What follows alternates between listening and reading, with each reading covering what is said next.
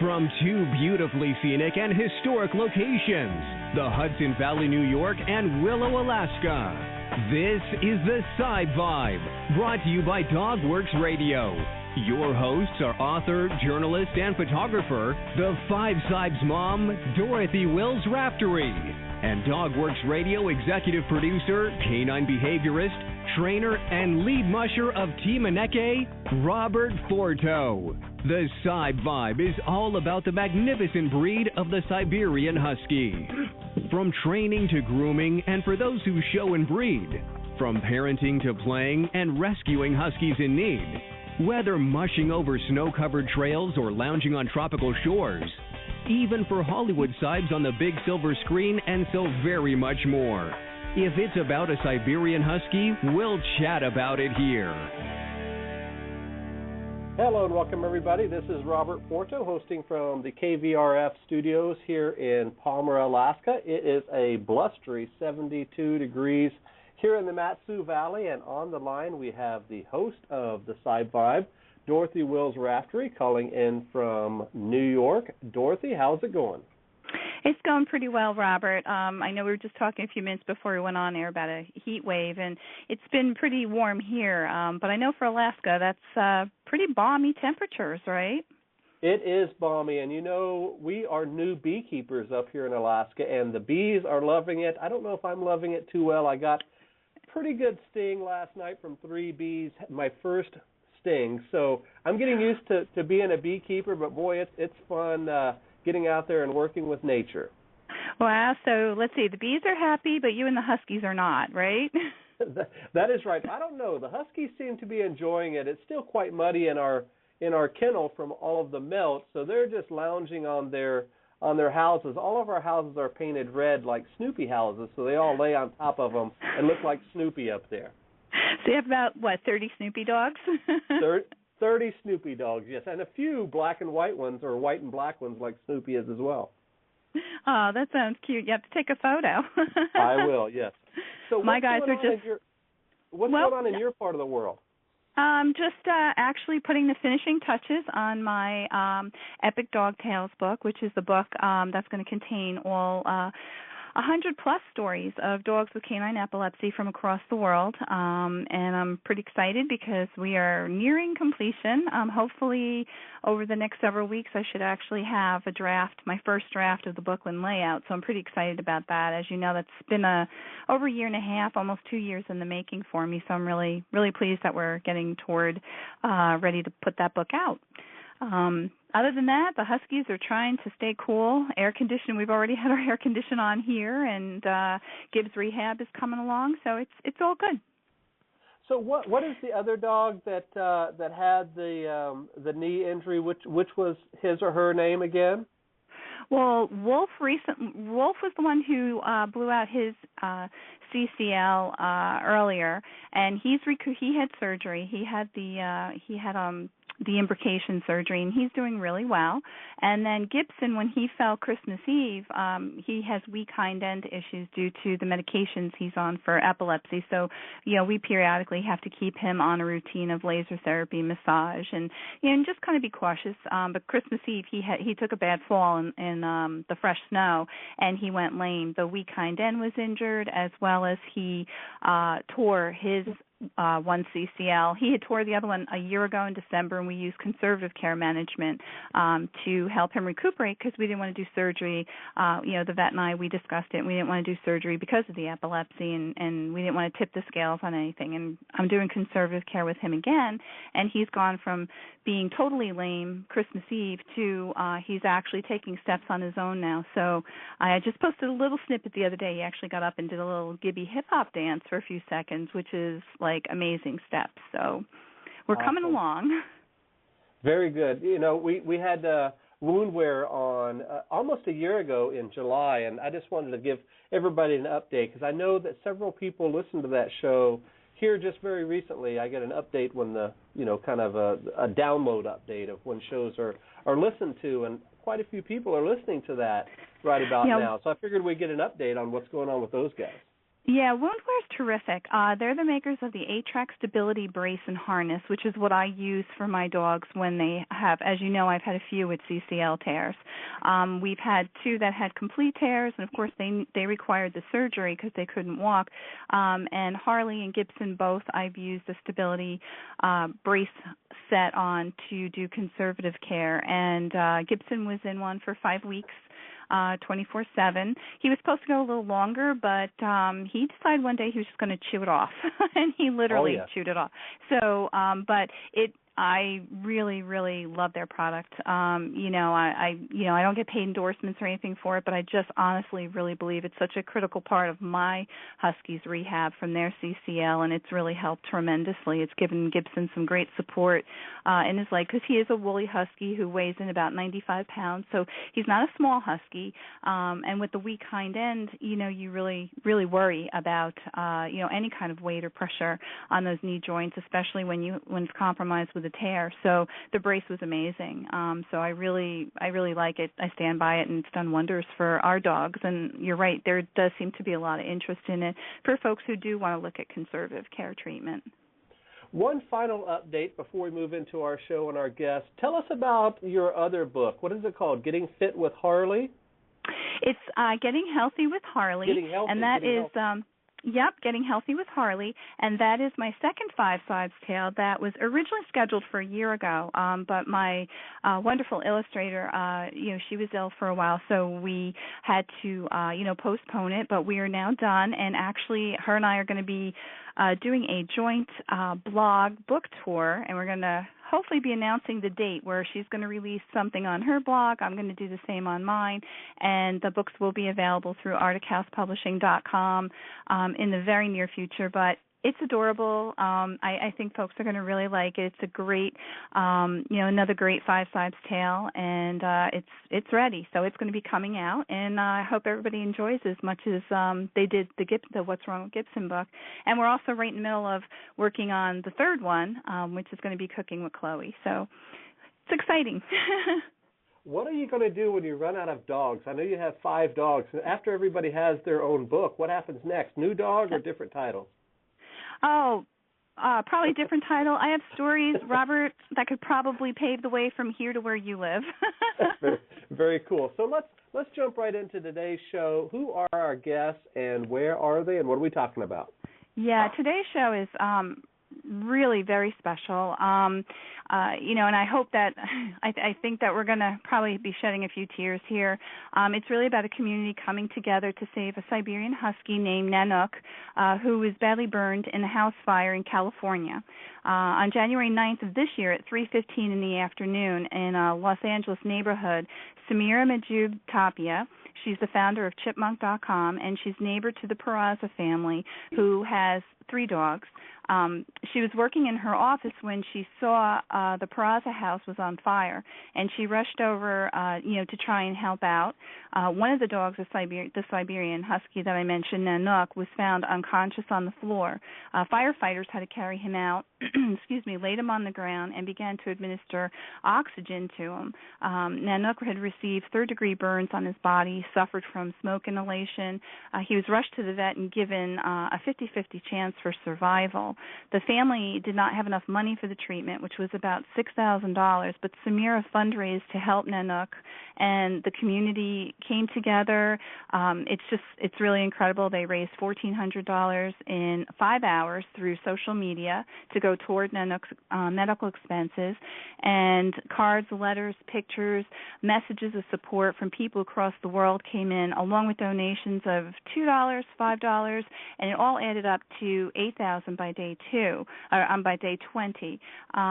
Nanuk had a really tough fight for his life, but every day his family would come and visit him at the vets and encourage him. He never lost his spirit, they said, for living. And after a month of treatment and surgeries, Nanuk was released from the hospital and went home. But, Robert, his story doesn't end there. His family took him to visit the firefighters who saved his life, and it was a really emotional reunion as they thought Nanuk did not make it. So to see the reunion, and there is a video on YouTube under Chipmunk, and that's CHI PMUNK on YouTube. It really will bring absolute tears of joy to watch this video and the reunion with the firemen. Nanuk's story is one of hope and inspiration, of how a world comes together, and really made a difference. And I know, Robert, you and I talk about the power of social media all the time, and this is one of those amazing instances. And, through it all, Nanuk got his life back. And you can see the photos and follow his progress over on a Facebook page, and it's Husky Nanuk, Nanuk, burned in house fire. And that's located at www.facebook.com/Nanuk, the burned Husky. It's just, follow the page, like it. You can get all the amazing updates on this amazing Siberian Husky and all the wonderful people that really, have supported him. So today we're going to actually be talking with Nanuk's mom, and that's Doris Peraza, and she's the mom to two little boys, and Nanuk's canine sister, Sasha, who is also a Husky, and Nala and Alapsa Apso. And Doris works in education in Los Angeles, and the family's weekends are spent with their boys playing softball and attending track meets and then just relaxing at home with the three dogs. We'll also be talking to the Peraza's neighbor and Nanuk's champion, and that's Samira, who was one of the first to detect that fire, as I said earlier, and run over to try and help. She's been a huge help in organizing the best possible vet care and raising funds for Nanuk's care, along with her Husky rescue friends. Samira runs an internet coupon website called chipmunk.com and spends her spare time rescuing dogs and visiting elementary schools with her certified therapy Husky, Chili. Doris and Samira, welcome to the Sibe Vibe. Hi, thank you. We're good. It's so great to have you on. We're so excited to talk about Nanuk, and thank you so much for spreading news of the story. Absolutely. I mean, what an incredible story, too. It's heart-wrenching and heartwarming. I know when I first saw the video with the firemen, I cried. I'm sure everybody did, because it's just such an amazing story, and we're so happy that Nanuk is recuperating well. And it truly is a story of the community and reminding us all of what humanity is really about. Doris, can you tell us first a little bit about your Husky family, and how did you come to have, the three dogs in your household? Hi, everyone.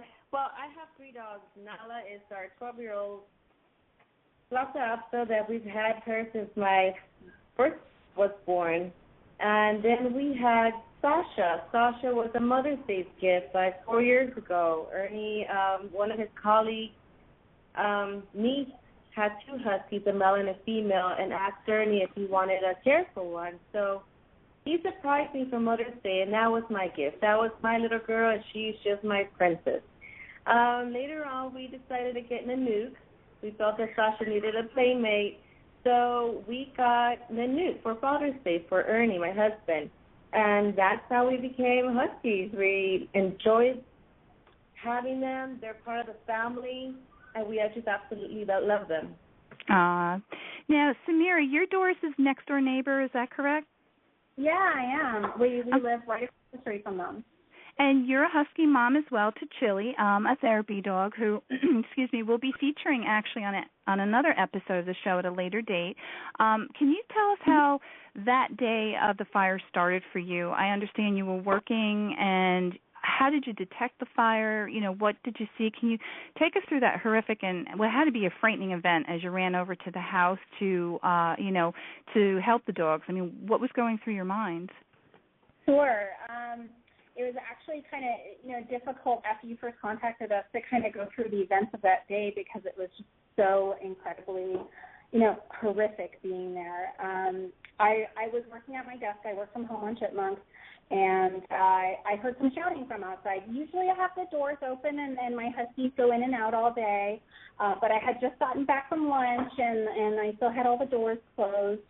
And I ran outside to see what the shouting was about, and I saw flames coming out of Peraza's house. And my first thought was the dogs. I have to get the dogs. So I shouted over to the gentleman that was standing in front of their house. I said, "Do you see the dogs on the porch? Can you go in and get them? Because sometimes they're on their locked porch in crates." And he couldn't see the dogs. So I grabbed my keys.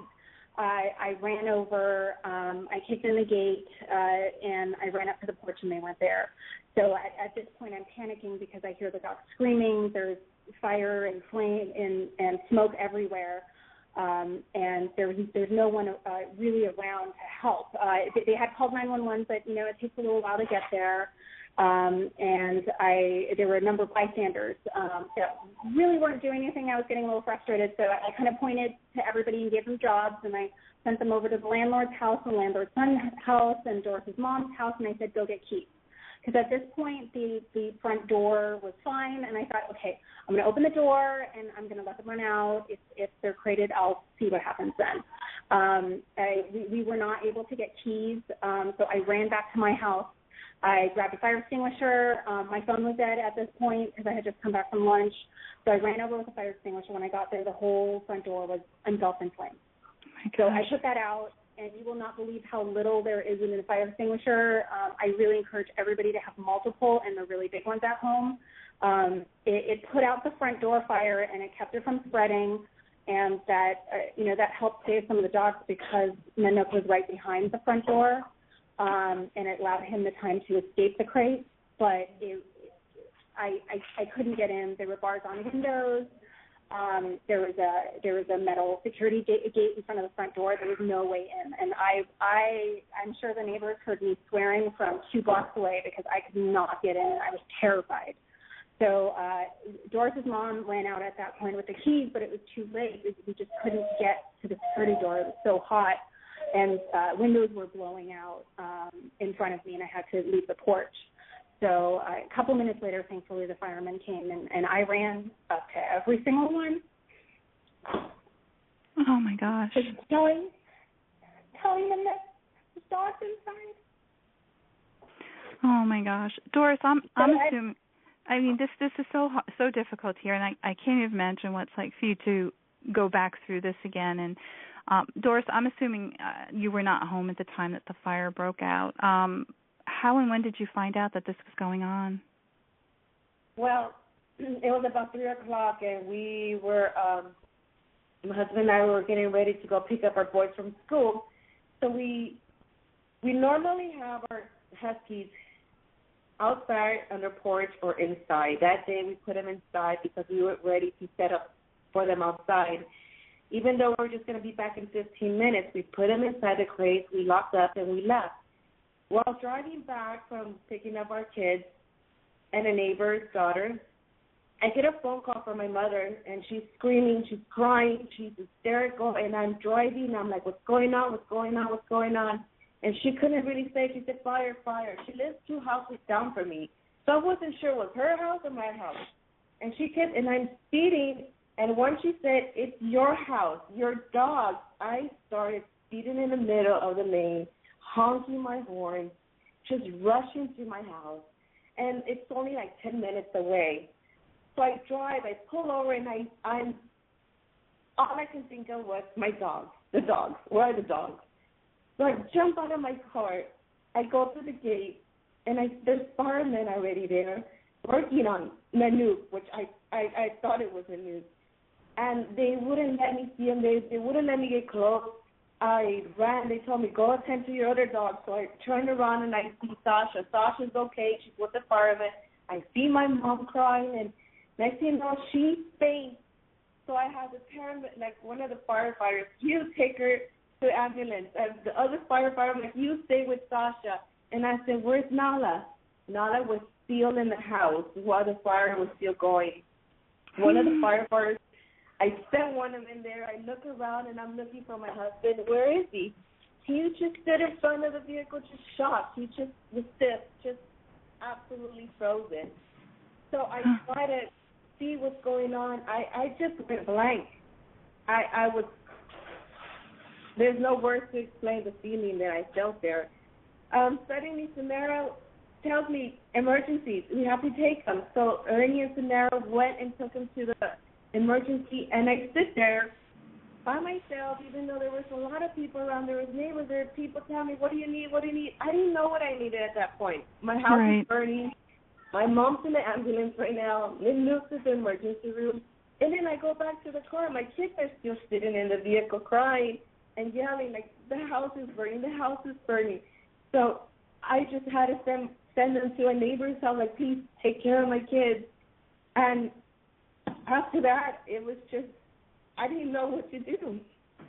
Oh my gosh! I mean, it's so hard to hear. I can't even imagine the fear that you must have had going through this with your dogs and your house. And I mean, you have very special neighbors. I mean, you have a really special neighbor there in Samir, and not only did she go over to help your dogs, but I know she spearheaded a big fundraiser, because you had to make a quick decision about Nanuk's medical care, right? I mean, it was one of those quick.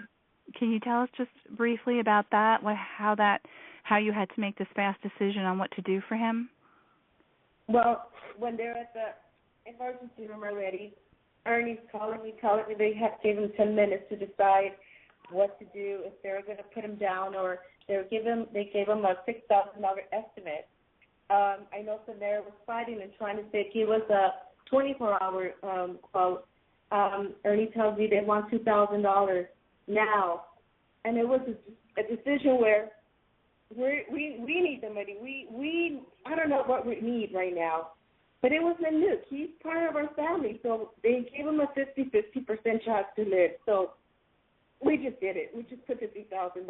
I'm like, make this, which we were praying that he did. At this point, I hadn't seen him. I didn't know how badly he was going. Oh my goodness! Now, when was the first time you got to see him? The next morning, I went to the vet, and I was actually able to see him. And Ernie kept telling me, just be prepared. And I didn't believe him. I said, well, he usually tends to exaggerate on things. And I didn't believe him. But when I did see him, I just broke down. He was badly burned. He was inside an oxygen tank, and he was hardly breathing. He couldn't open his eyes. His face was swollen. It was surreal. I just unbelievable. This is Samira. He actually looked worse the next day than he did right after we brought him in, because they had completely shaved him down and all his injuries were swelling. And they had shaved down the fur around his burn, so you could actually see it. It was pink and white, and it was terrifying for us. And we love him, and it's a fantastic facility. It's, in my opinion, the best facility in Southern California.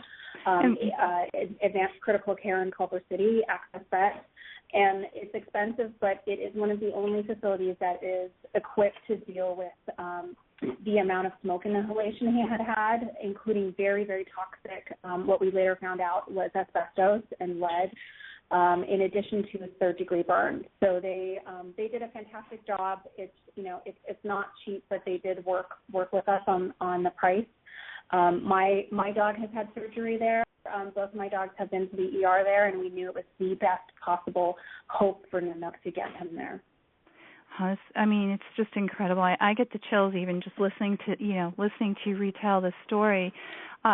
Doris, Samir is amazing, and I know she spearheaded this fundraiser to help with the medical expenses. And what does that mean to you and to your family? What she's done?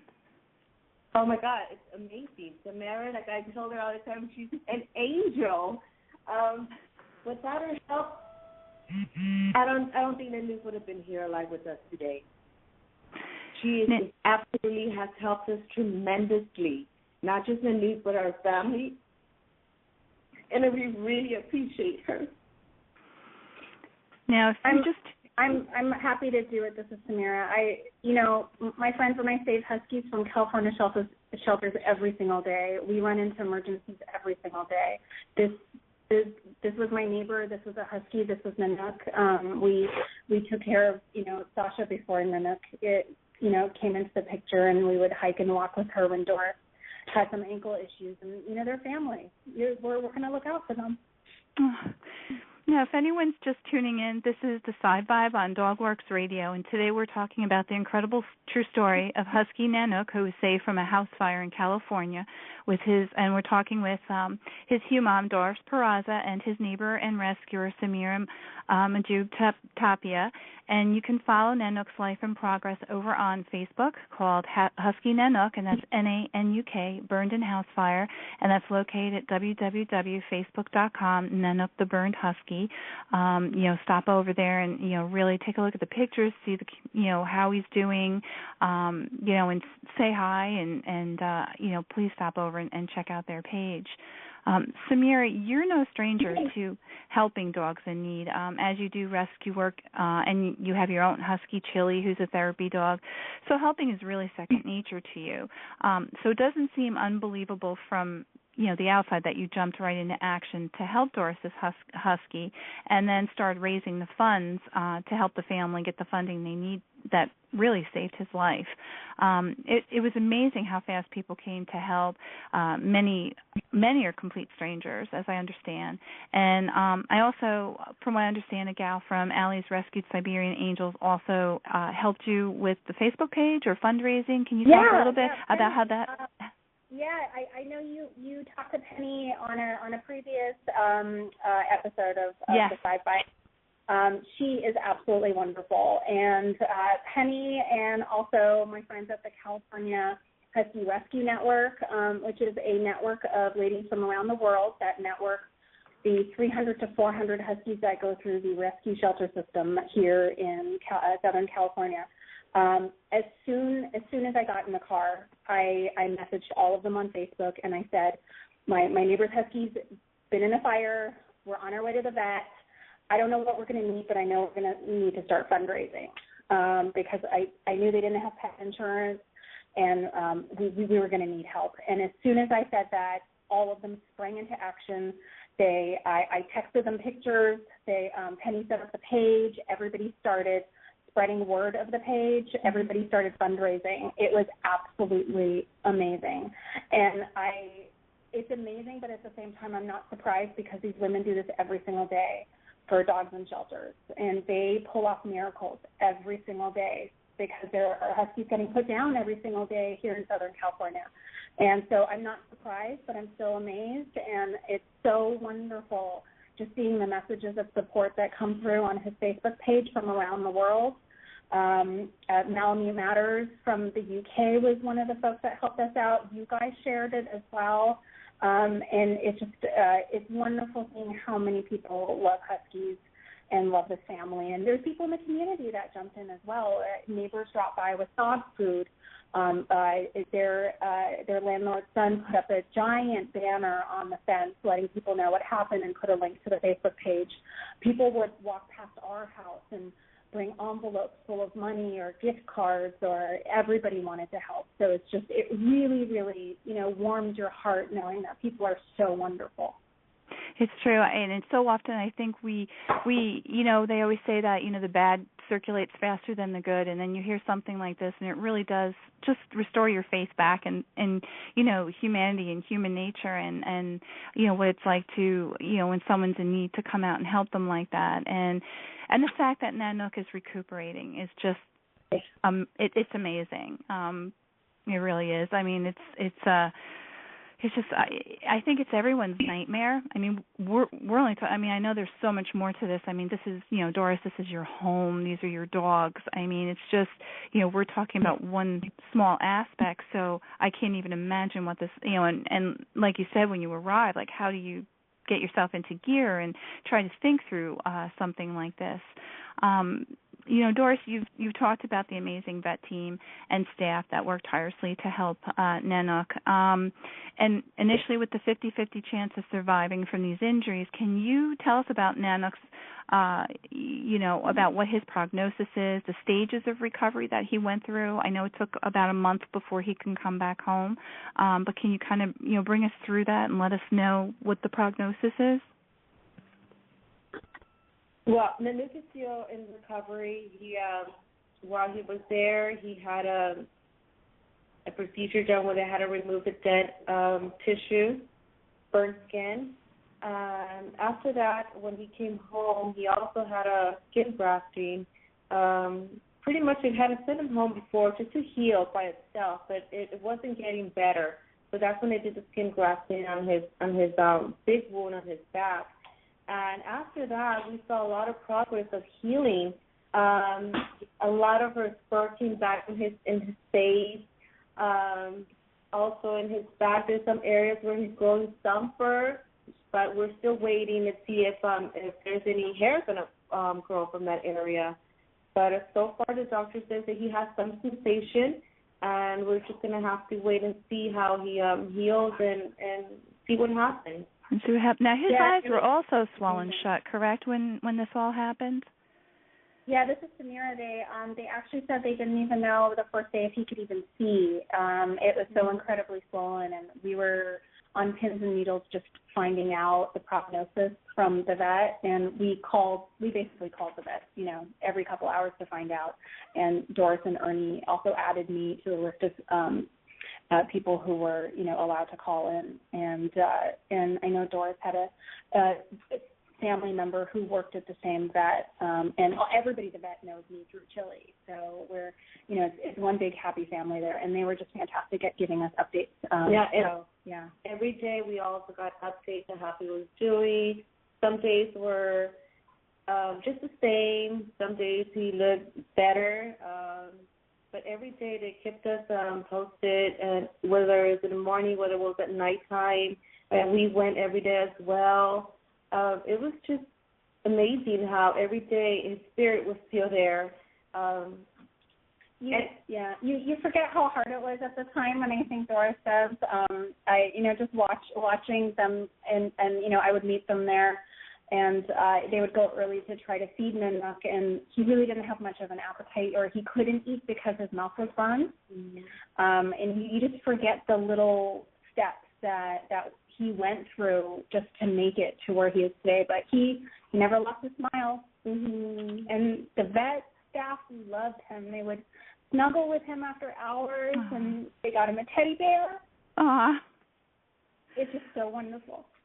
It's just amazing to me, the will, the will to survive, the will to live, and I'm sure all this love and care, also they know it, they feel it, and just their amazing fight for life is just incredible.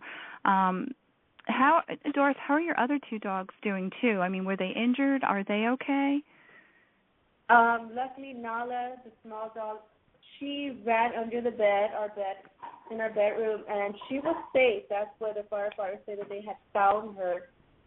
Sasha was pulled out in her crate. She just had some spots of burn on her fur. No damage to her skin. The only one that suffered was Nanuk. Sasha does suffer from epilepsy. When I saw her, I was so afraid that she was going to have one just because of the whole trauma, everything that was going on. A week later, she did suffer 3 seizures, very bad ones. We got her back into her medication. We had missed 3 days of her medication. So she's been seizure-free up to today. She had a seizure today, and it's been 4 months since last time. But overall, they're doing well. They're hanging in together. That's really great. I mean, I was wondering. I actually was thinking about that because I know she's an epi husky, and she's actually going to be featured in this upcoming book Robert and I were talking about.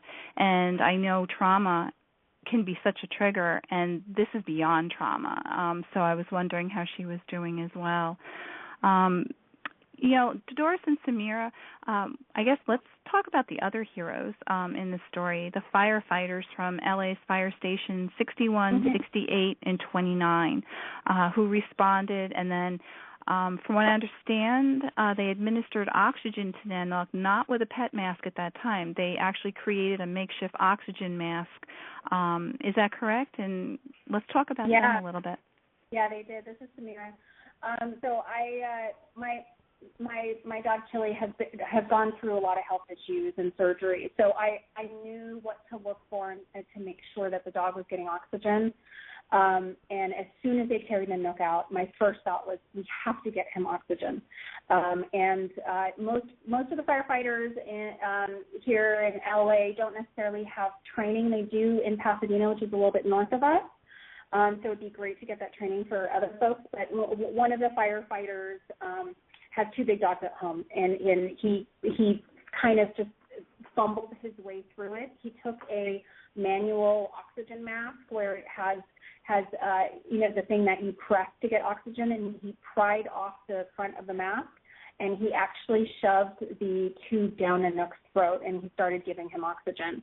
And I asked him to check his gums to make sure they're still pink, because at this point we just did not know whether Nanuk was, going to be able to make it. But they let me know that his gums were pink. That was a great sign. I immediately got on the phone with the vet, and I asked them, is there anything else we need to do before we transport him? We are on our way. Have someone ready in the parking lot. And the vet said that getting that oxygen, and that was station 61, that saved Nanuk's life. Wow. Now, was Nanuk conscious during any of this, or was he unconscious for this at this point? His eyes were rolled back. When he first came out, he was absolutely unconscious. And then as they started to work on him, his eyes kind of opened, but he was just staring. When we got him, then they carried him to the car once they got him stable, and I sat in the back seat with him, elevating his head, and he was panting really, really heavily. And he was conscious, but pretty much out of it.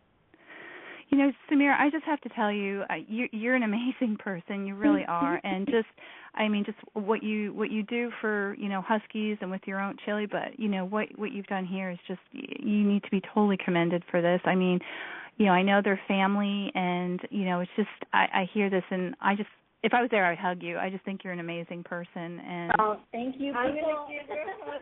Yes, you're giving me a hug right now. It's, I hear it, and I appreciate it when people say it. But to me, I don't feel like a hero. This is, of course, I'm going to help a Husky. And, I've learned so much from my rescue days and making sure that dogs are healthy and alive and having emergency situations. And it just kicks in. It's just, it's just that instinct that kicks in, and you're going to do everything in your power to make sure that dog gets through it. And that's basically the whole first week. We were just fighting every single day to keep Nanuk alive. To help the Parazas find a place to live right away, just to set the stage that once Nanuk got out, he had a place to come home to. And to me, it's so inspirational too, because it shows and I guess a key thing here is all these first steps that you did were so key into his being able to recuperate, from, of course, making sure he gets out of the house to getting the oxygen and, and checking all the vitals. So, I mean, I'm going to ask you a little later, maybe for some tips that you can give others should something should they face something like this. But now I know from the Facebook page postings, the firemen had not seen the notices, right, that Nanuk had survived, and you guys actually went and surprised them and brought them over for a visit. And this chokes me up too, to thank them. And what was that reunion like? Well, Samara went ahead and contacted them, and we set up a date. Samara and I and Nanuk, our whole family goes, and they welcome us in. And one of the firefighters didn't really seem to know who we were in the beginning, so when they called the whole crew down, they were all just amazed. They were like, "Is that the dog? Is that the Husky? That he made it? He made it." It was just such a joy that, they didn't know that if he had made it or not. Even though we had said thank you on Facebook and thanked them for rescuing him, it was just emotional to see all of them so with big smiles from ear to ear and just, wowing, like he's there and he's alive. And Mary can Yeah, one of the things that they said was they very rarely get thank yous from people, and these are heroes that save people and dogs every single day, and they were so thankful that we came by. They were so incredibly happy that he was alive. The captain told us he went home and told his wife that night that I think that dog died, and he was majorly depressed that week. Aww. They were so incredibly happy. And then they had come in, some firefighter came in a little bit later from a run, and the firefighter that had given Nanuk oxygen, firefighter Henry, he saw him and his face just lit up. He was so happy. He immediately came and kneeled down beside him and hugged him. It was just amazing. No, I saw that picture, and he was kissing him. It almost looked like he recognized him. I mean, I think he did. Yeah, that he was the one who saved him with the oxygen. I do believe that they know this, and just, I hope folks go over to the page and look at these pictures. It's incredible. It really is incredible, and they're wonderful, and to think that people don't thank them for the job that they do, and it's an amazing thing. And I think it was so great that Nanuk got to go back and they got to see him. I think that makes it all worthwhile. And now I understand I'm sorry. Go ahead. Oh, we visited Station 61. We still have to visit Station 68 and 29, and we are so looking forward to it because they are such wonderful people, and it's just a privilege to be able to go back and thank them for it. I think that's wonderful, and I think they're going to appreciate that. And I'm going to be looking for those pictures because I definitely want to share them with our listeners and our readers as well. Now, I understand the Fetch Foundation has since donated pet oxygen masks to the fire company, or all three fire companies, or can you tell us about that? They have. This is Samira. They contacted us on the Facebook page, and the Fetch Foundation is a foundation that raises money to save Huskies, and other dogs, rescue dogs. But they also raise money in order to donate pet oxygen mask kits and first aid kits to fire trucks. What we didn't know at the time is that LA Fire Department trucks don't have pet first aid kits on board of the engines. As I said, the Pasadena one does, but that's just because their local Humane Society actually donated those and did a little training with all the firefighters. So they actually sent over 3 kits, and they're actually embroidered to thank them for saving Nanuk. And we dropped off the first one with Fire Station 61, and we are very much looking forward to our visits with Fire Station 68 and 29, who are local. And it's just wonderful what this foundation is doing, and it's a little thing that everybody can do for their community. No one thinks that you're going to have a fire. No one thinks that your pets are going to be trapped in a fire, and just planning ahead and making sure that they have that safety equipment helps so much. Now, if anyone's just tuning into the show, this is the Sibe Vibe on DogWorks Radio, and today we are talking about the incredible true story of Husky Nanuk, who was saved from a house fire in California, and we're talking with his mom, Doris Peraza, and his amazing neighbor and champion, Samira Madoub Tapia. Sorry, I'm tripping over myself here. You can follow Nanuk's life in progress over on the Facebook page called Husky Nanuk, and again, that's spelled Nanuk, and it's burned, Husky Nanuk burned in house fire, and that's located at www.facebook.com/Nanuk the Burned Husky. Samira, being a part of this and being so close as a neighbor, a friend, as well as a pet lover, looking back, what are your thoughts from being right in the action of something so serious that was happening around you? Has it given you a different perspective on life than you had before? I mean, how do you feel about all of that, like looking back on it now? Well, the jumping into action is just something that we do every single day in the rescue community, so that kind of adrenaline, you're used to that. What it has is really made us take a step back and be really concerned about the safety of our pets while we're not home. The first thing my husband and I did was to run out and buy fire extinguishers at the local hardware store, and just make sure that, if someone knows we're away from home, that they know that we have 3 dogs in the house, including a foster, and just making sure that the pets are safe and making sure to unplug any appliances or anything, that's not necessarily necessary when we're gone. Right. Now, I know, I usually try to do some awareness in my blog, and I apologize for the train that's coming right through town at the moment.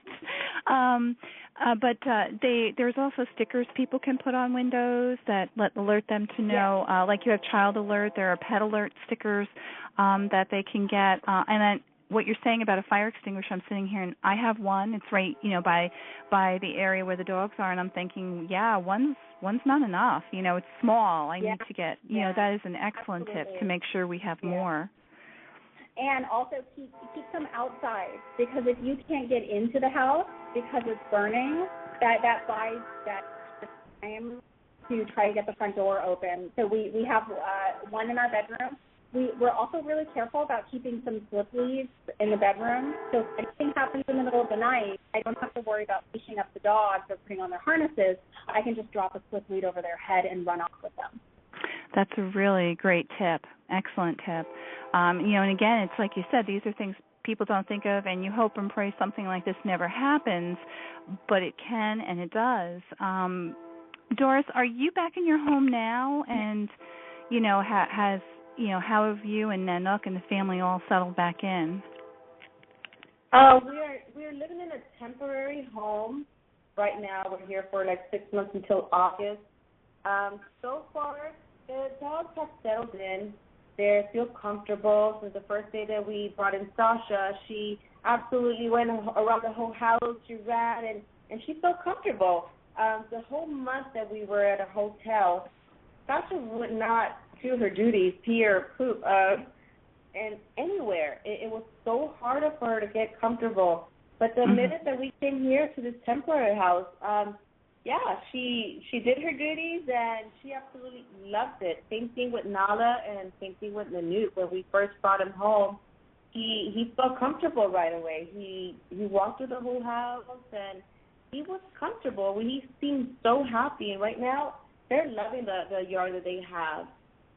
They're amazing. I mean, talk about resilience. And I think, too, they pick a lot of energy up from their family. And would you say that's right, Samir? I mean, they pick up, and if you're happy and, they feel that vibe, I think, and the love. Absolutely. We see that with the rescue dogs. I can pick someone up at a shelter, and, 30 minutes later they're snoozing in my car. It's that vibe, that comfort and just relaxing.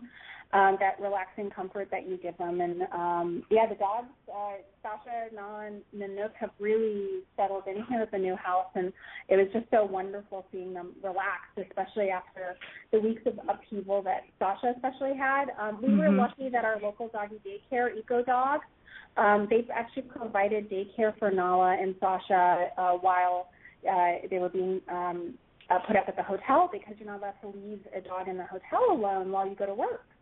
So that's something people that never think about during an emergency.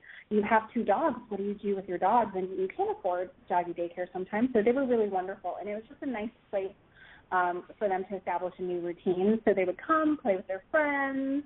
Dad would pick them up at the end of the day, and they would go back to the hotel. That's really great. Now, I know people are going to wonder, and I think I've read the house fire was actually caused by, it was an electrical outlet. So, again, this is something that, sometimes it happens. I mean, I think about things here, too. Sometimes you want to leave fans or air conditions on when you leave the house. And, again, you never think it would happen. So these precautions are really something, as you're saying, having the fire extinguisher outside. But is that what they have determined caused it? The fire inspectors are saying that it started right there on a power outlet. They're not blaming the power outlet, but they're saying it's inconclusive. They know where it started, but they're not blaming the electrical wiring. So right now it's just inconclusive. And that sometimes is the hardest part. It. We do everything right, and sometimes these freak accidents happen. So, I'm so thrilled that, Nanuk is okay. And, if there's anything people can, I'm so happy you ladies are giving some of these, tips for people, because you don't think of it every day. You look at other safety things like, okay, we didn't leave anything out. There's no food that they can get into. We lift the trash up high and so on and so forth. And you don't think about something like this that could happen. So, as you said before, making sure there's fire extinguishers outside and having, a plan in place is very important. Now, Doris, has this whole entire event caused you to come up with, or maybe you already had one, or change anything like an emergency plan? And if so, would you do something different, or are you confirmed that you've now done the right things? I mean, how do you feel about that, in an emergency plan? Well, I've always been trying to be prepared for anything. One of them, I did have a sticker on the window outside my door, but since it was Christmas in December, we frosted our windows and we had peeled that sticker off for that month. So yes, we do think about safety. We had that sticker. We had our leashes next to our doors. We try to keep our dogs, they're crate trained, but we kept them close to the door just in case of emergency. They're close to the door and we can, take them out. Even with Sasha's medication, was right on the mantle, was her treats, and, everything on the go. Like, in case of emergency, we can just grab and go. But unfortunately, everything started in the living room. Everything started close to the door, where everything got burned. So Samara has said a great tip: leave some things outside. Like, now I'm thinking leashes outside. Have a little safe area where you can, keep your medication for our dogs. Always, we had the sticker, but we had peeled it off just temporarily. I think as a dog owner, I was doing the right things. I don't think I would change it. I mean, I think it was just an accident. Sure, and this kind of goes above and beyond anything you could plan for. Right. I even had their dust record. I had everything all close to the door. But again, I think in one way, Christmas did help because all of that paperwork, that saved. But again, I don't think I did anything wrong. Oh no, yeah, no. I mean, I think that having the emergency plan is, and I'm sitting here, I'm thinking that's a really great idea. Having everything by the door. As you're talking, I'm thinking about where my own is, and I'm like, okay, so now I would have to go get it. What if I can't get there and go get it? So I myself from this have learned that there's a few things I'm going to change. I mean, by having double sets of things, and I mean, it's very good tips to be aware of. Yeah, it really drove home the need to practice your emergency plan, and my husband and I did that the next day, where we walk the steps of what if there's a fire by the back door, what if there's a fire in the garage, what if there's a fire in the bedroom, what if there's a fire between us and the dogs, what's the plan, so that because you can't think in the moment, you really don't know what you're going to do. And I commend you ladies so much, because I mean, this is such a situation where I can imagine just becoming frozen. I mean, the things that you guys did is just amazing, and the steps that you've taken. I sit here and I mean, it's stuff. Something like this happens so fast, and it's so big. My future son-in-law is a firefighter, and my husband is in law enforcement. So I understand how these things just happen, and we can plan the best possible things, and something happens, and just your reaction and how you guys went and saved, it's tremendous to me, and I commend you both really. And as I said, I'm so pleased that Nanuk is definitely on the road to recovery, but I imagine there is still a long road ahead for him. I mean, what's next? I mean, what's next for him, and that you guys are aware of?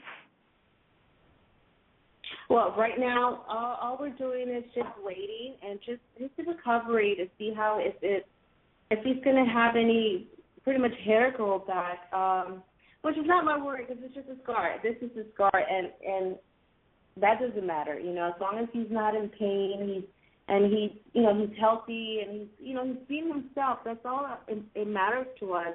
But overall, we're just waiting just to see if any of his rest of his fur comes back on his wound that's in the big wound on his back. Now, is there fundraising? He's in an awesome recovery. Oh, I'm sorry. That's the unfortunate thing, I think, with our cell phones, and I'm on a cordless, so I'm sorry if I'm talking over at the same time. I think we have a little bit of that on and off. Is there fundraising still being continued toward his care, and if so, how can people help? Yeah, so there's a link on his Facebook page to continue fundraising, and folks can either contribute directly to the fund at the vet, so it goes straight to the vet. Anything that is left in the fund after his continued care will actually go into a fund at the vet that goes towards dogs that come in that either don't have owners, it's a stray that's hit by a car, or maybe it's an owner that just doesn't have the money, and it's a really wonderful program that they have at ATC. And there's also other ways that you can help the Praga family. There's an Amazon wish list. There's a fund at the local pet supply store that's also helping him out. The family has been through so much, and they still have to move in August, and there's a lot of expenses going with that. So being able to contribute to Nanuk's comfort and his care, and also that of his sisters will help so much. Right, because I was going to say, in addition to all that, you also have to be concerned about Sasha and her epilepsy coming back now with the seizures from this event as well, and I know what an expense that can be as well. So all of this information, if anyone would like to help, they can go to your Facebook page, and all of this is there for them that they can get this information. And I will also post it. I'll share that on FiveSibes Facebook page as well as over on my blog, so this way people will have this information. Now, Doris and Samira, how has this life-changing event that we all hope and pray we never have to go through affected you both as neighbors and friends? Well, again, Samira is amazing. I mean, we love her and we appreciate everything that she's done for us. I think she will always be part of our family, and Nanuk has another mother. They call her mom as well. Yeah, I call Nanuk my honorary foster dog because I've spent so much time with him and just looking after him, and it's been an honor to help shepherd him through this process and help with his just even talking to the vet. There's things that you just don't think about, and because I had just been through the process with an illness with Chili, I knew what to expect when you go to the vet. I knew what happens with the estimates. I knew what tests they would have to run. I knew what questions to ask, and you really don't know that as someone coming in from the outside. I knew that you could take it one day at a time. I knew that you didn't have to take their first estimate, and just understanding that goes a long way in an emergency situation. We're a pretty close neighborhood anyways. Everybody kind of looks out for each other. We have some retired neighbors that come over if there's anyone shady in front of our house, but I think it's brought the whole entire community together so much more. We'll be walking our Huskies, and people come ask about Nanuk, and people walk past our house and they see us in the yard and they ask us about him. It's just absolutely incredible. Now, Samira, I have to ask you, and you've really championed this cause with so much passion. And what would you like to say to all those people who rose to the call to help Nanuk, during this desperate time? I'm sure, if there was something, if you had an opportunity to say something, what would you like to say to them? Just thank you to everybody. It's just amazing that people opened up their hearts and their wallets for someone that in some cases was halfway around the world. And I really, really hope that Nanuk's followers on Facebook keep up with him and see how he's doing. And we're going to try to update, every couple of weeks. Life gets in the way, but we love sharing him with everybody. Yeah. And I just really hope that it also, people open up their hearts in other ways, that they understand that there's so many ways that you as a person can help and just jump in. Everybody's neighbors needs help. Every community has dogs in need that need help. So I hope everybody just pays it forward That's the main thing. And we thank everybody who contributed to Nanuk and for their wonderful messages that kept us going, especially those first few weeks that were so difficult, where, all of us were still working our full-time jobs and trying to take care of Nanuk and fundraise and figure out where they're going to live and where they're going to get, furniture and clothes and food. And so thank you to everybody. And Doris, obviously there were so many heroes that helped that day, from amazing Samira and the wonderful firemen, your vet team who fought to keep them alive, and all the folks in the community and businesses, who donated the time and the money and all these items and support. As Nanuk's mom, what would you like to say to them? Wow, I would like to just hug everybody and tell them that we are so thankful for everything they've done for us. Again, married, 2 kids, 3 dogs, you kind of get trapped in your own kind of world, and you really don't see a lot. I really never paid attention to all these other people there and help. But seeing this, it has just really opened my eyes how amazing people are. How I myself have told Samara, please let me know wherever I can help. So far right now, I'm just so amazed.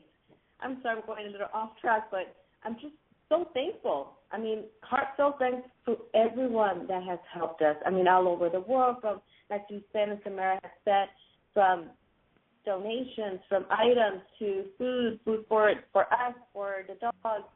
It's just incredible. We're so thankful, and we just overwhelmed with what the community has done for us. The whole world.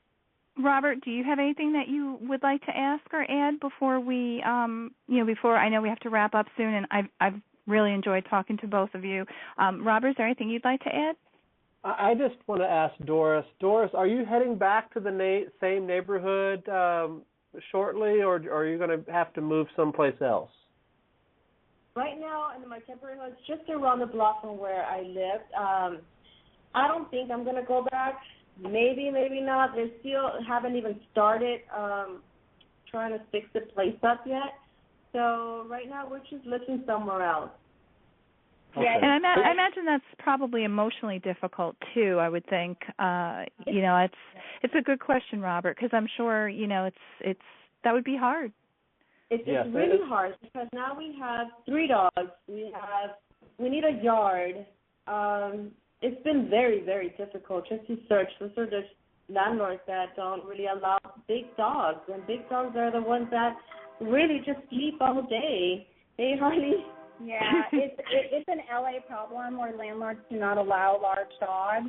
Even though you can get extra liability insurance or whatever, people are just really ignorant of the fact that many of them are very well behaved. So in order to even get this temporary rental house, we had to have the doggy daycare and the vet and myself and the landlord write letters of recommendation to even allow them in here. So it's been extremely difficult, and it's going to be hard for them to find a house, and we would love to keep them in the neighborhood.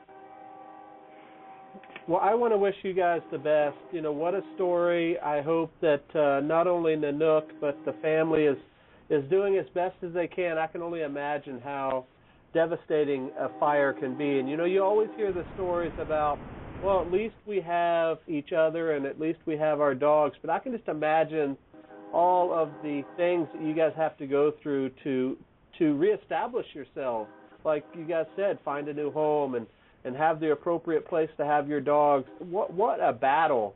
Your life can literally change in an instant. You were just going to pick up your kids thinking nothing of it, and your life literally changed in an instant. I want to wish you guys well, and I'm glad we were able to share the story with the world, and hopefully things keep going your way, and the Nook does well as your other dogs, and everything turns out great.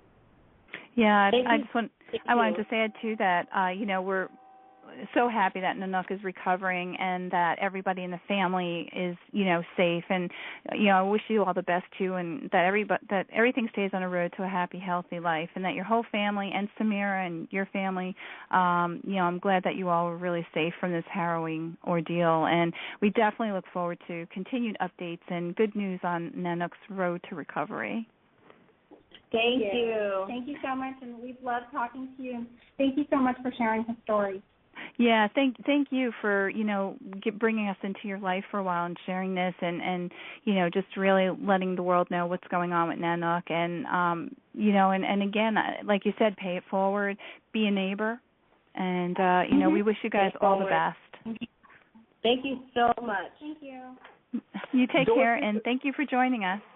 Thank you, Dorothy and Robert. Bye. Thank you very much. Thank you. Dorothy, we are recording now, but for folks that listen, obviously, when it airs coming up, what's happening in June? What do you have on tap for us on your June episode? Well, I actually have a couple things coming up in June. But I haven't. They're confirmed. And let's see here. I'm pulling up my laptop as I'm talking. You have to look at my calendar. That's okay. That's all right. That's the second time you got me on that one. I know. In July, we can mention in July you're going to have a musical guest on. Is that right? Yes, I am. We're actually booked on the show right now until spring of next year, and I think I'm booked up until about March, and I do have a great waiting list. So we have some really pretty awesome guests coming up. But I can tell you right here, because this time I actually did bring my laptop in the office with me. In June, we're actually going to be featuring Carl Bromberg, and he's actually a photographer, but he has a great little story because his husky puppy, little Miss Surrey, who actually has a Facebook page as well, was a surprise puppy from a husky that he had, and we'll get into that story then. But little Miss Surrey went to the Puppy Bowl, so we have a lot of different things to talk about with him in June. Also in June, we're going to be featuring Steve Laviolette from The Husky Life, which is one of your new shows, and they're a sled dogging family since the 1800s. And then July, we have singer-songwriter Nancy Simmons from Musical Tales. So we have... Wow. Yeah, I mean, I could keep going. I could take us all the way to February or March of next year, but I think that's what you wanted to know. Yes, a busy summer here on the Sibe Vibe. It's heard just about every third Sunday of the month on Dogworks Radio, dogworksradio.com. You can check it out there. Make sure you follow everybody on Facebook and Twitter, and you'll get all kinds of updates and encore presentations and the whole 9 yards. And folks, if they are listening, make sure you drop us a line. Tell us what you think of the show, how it's going, what we could do better. Do we sound good? Do we sound bad? We want to hear your feedback. That's how we get better. And, we're rocking and rolling here on the radio, and we're glad to be able to share these stories with everybody, not only about Siberian Huskies, but Husky tales in general, whether it be Siberians or Alaskans or mutts. It doesn't matter as long as they have a story to tell. Dorothy, it was a pleasure as always. And thank ladies you. in Los Angeles, thank you very much. We'll talk to you guys next time, okay? All right. Everybody take care. And this is Robert Forto on behalf of our guests. We'll talk to you guys next time. Goodbye.